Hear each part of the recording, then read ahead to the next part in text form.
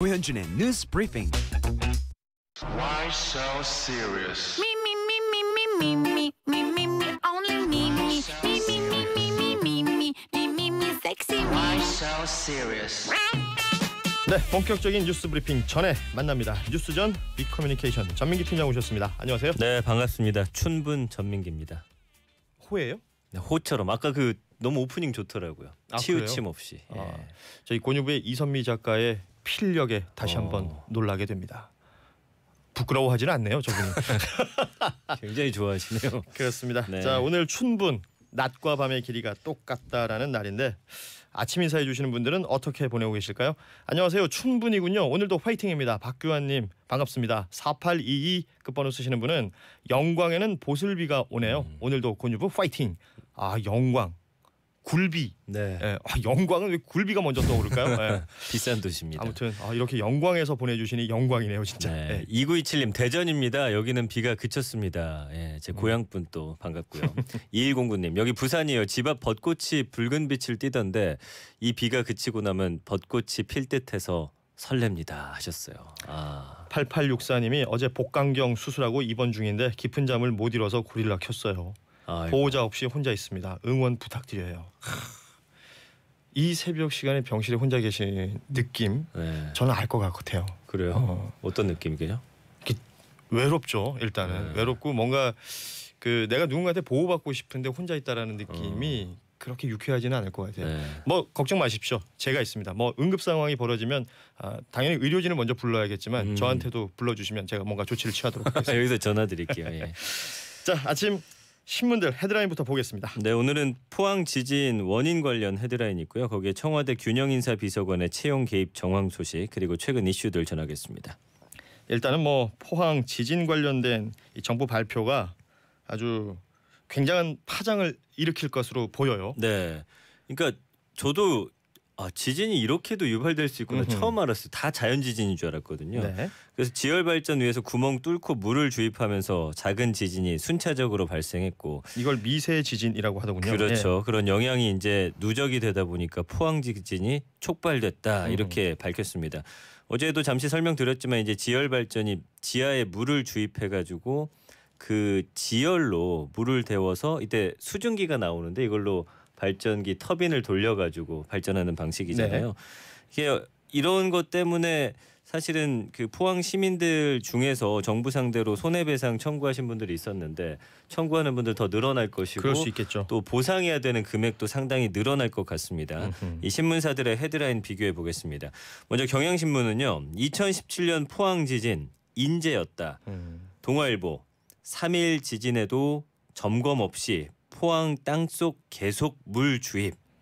조선일보 지진 위험 있는데도 물 부었다. 포항 인재 이렇게 제목들 정했네요. 그렇습니다. 이게 리히터 규모 3.1이라는 지진이 앞서 있었기 때문에 그렇죠. 뭔가 좀 인지할 수도 있었을 텐데 이걸 놓치고 더 큰 지진을 맞이할 수밖에 없었다라는 부분을 지적하는 동아일보 헤드라인이었는데 지금 이걸 뭐 촉발 지진 혹은 유발 지진이라는 표현들이 지금 어찌 보면 그렇죠. 좀 혼란스러울 수 있는데요. 예.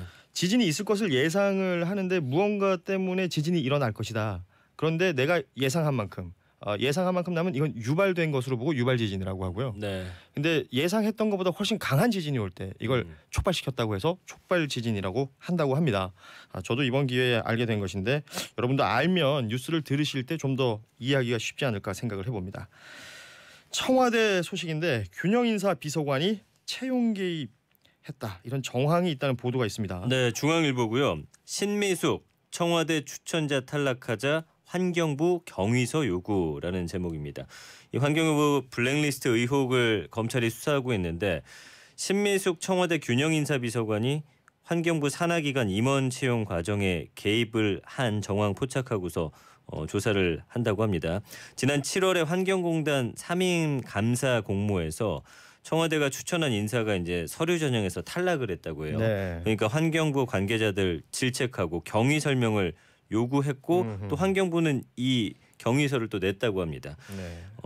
이런 것들이 글쎄요. 이제 국민들이 어떻게 바라보실지 좀 궁금하네요. 네, 중앙일보 살펴봤고 한겨레는 꾸준히 지금 KT 낙하산 취업 관련된 소식들을 다루고 있는데 오늘은 어떤 내용일까요? 예, 홍문종 의원, 비서관 등 KT 낙하산 취업 의혹입니다. 김성태 의원 딸 채용 비리 의혹 외에 또 다른 특혜 채용 의혹이 계속 제기가 되고 있죠. 홍문종 자유한국당 의원이 이 19대 때 국회 미래창조과학 방송통신회 위원장을 맡았었습니다. 그렇죠. 예.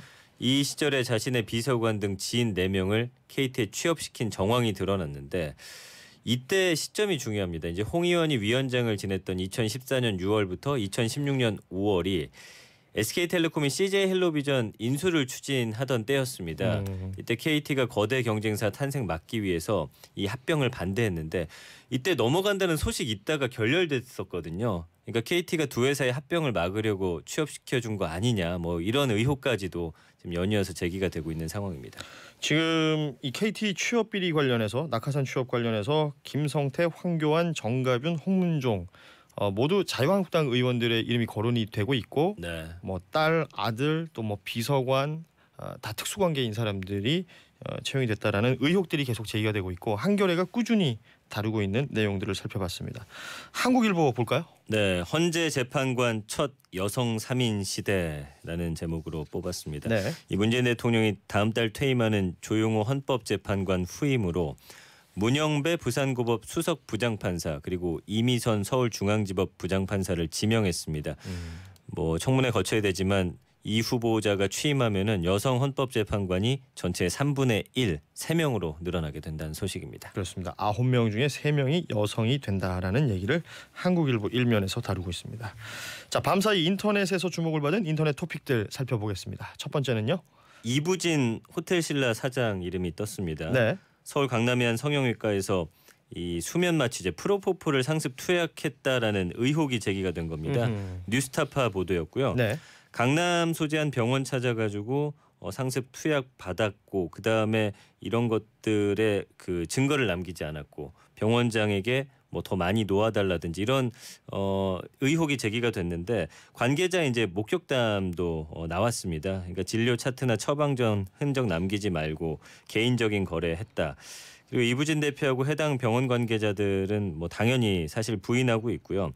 호텔신라가 오늘 주주총회가 있다고 합니다. 그렇죠. 그러니까 어제 이제 또 삼성도 예. 주주총회가 있었고 여기 이부진 사장이 참석을 할 텐데 이제 아마 언론의 관심이 그쪽으로 쏠릴 것이고 이 사장이 과연 주주총회에 참석해서 이걸 직접 해명할지가 관심사입니다.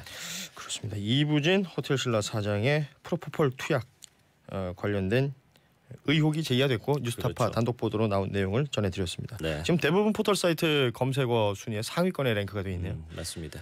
자, 그리고 또 이 소식도 굉장히 화제가 됐었고 논란이 됐었습니다. 외대 교수 발언 논란. 네, 이 한국 외대 교수가 강의 중에 가수 승리하고 정준영을 언급하면서 한 발언이 논란이 됐습니다. 그러니까 전공 강의 시간에 이들은 가해자기도 하지만 피해자다.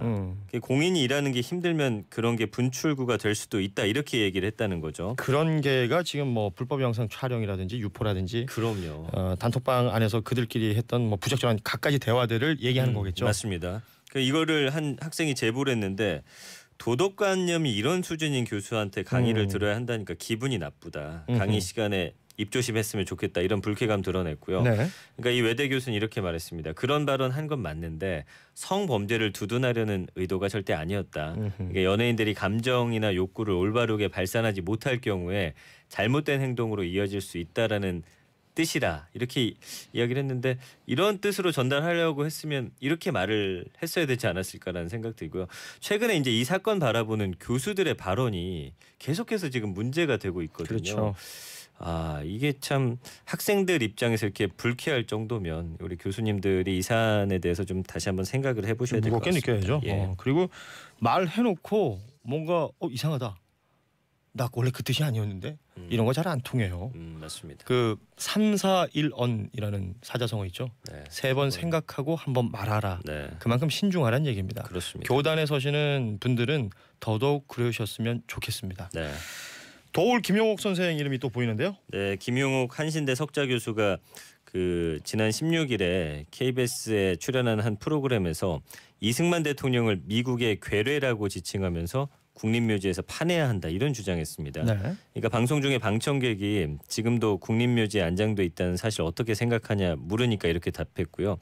또 신탁 통치에 대해서도 약간은 좀 일방적인 발언을 했습니다.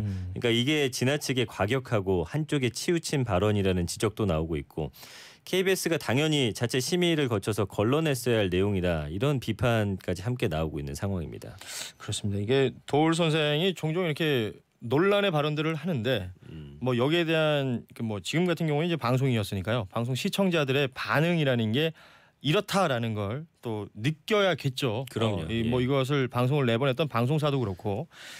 자, 그리고 짧게 하나 더 볼게요. 네. 황혼이혼 급증이라는 키워드인데 이것도 뉴스에 계속 나오더군요. 네, 매년 이제 급증하고 있는데 지난해는 더 이게 커졌다고 합니다. 통계청이 발표한 자료를 보니까 지난해 이혼이 10만 8,700건으로 전년보다 2.5% 증가했는데 황혼 이혼이 전체 이혼의 33%나 된다고 합니다. 네. 그러니까 아무래도 기대 수명이 늘어나고 있고 자녀 독립시킨 이후에 지금 이혼 미루는 영향 때문으로 분석되고요. 지난해 우리나라 혼인율이 지금 최저 수준으로 떨어졌습니다. 네. 그러니까 혼인은 줄고 이혼은 늘고 뭐 여러 가지 악재에 지금 시달리고 있습니다. 네. 이 소식까지 살펴봤습니다. 지금까지 빅커뮤니케이션 전민기 팀장이었습니다. 고맙습니다.